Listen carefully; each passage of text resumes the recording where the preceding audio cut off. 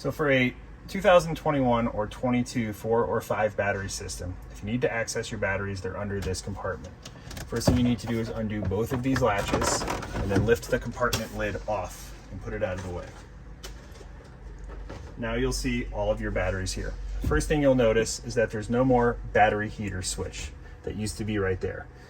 These batteries, outside of very extreme conditions, don't need to be heated in order to be used. Please reference our page about cold weather use for more details on that.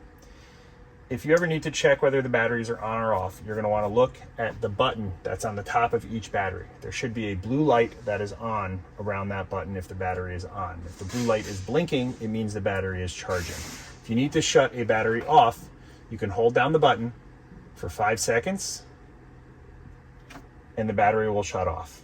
You want to turn the battery back on, press the button once and the battery will turn back on. For long-term storage, we recommend shutting every battery off. There's a breaker panel here. The breaker on the far right is for your solar controller and your DC to DC converter. So you used to have a disconnect switch on your control panel on the wall for your solar controller. Now this breaker handles that disconnect. The breaker to the left of it is for your DC fuse panel. So if I shut this off right now, the lights will shut off. When I turn it back on, the lights will come back on. So this is for your DC fuse panel. All of the other breakers are for your batteries. If you have a 4 battery system, the breaker on the far left should be off all the time. That would be for the 5th battery if you have the 5th battery. If this breaker is on and you have a 4 battery system, it's not the end of the world because we cover the ends of the wires with insulating heat shrink.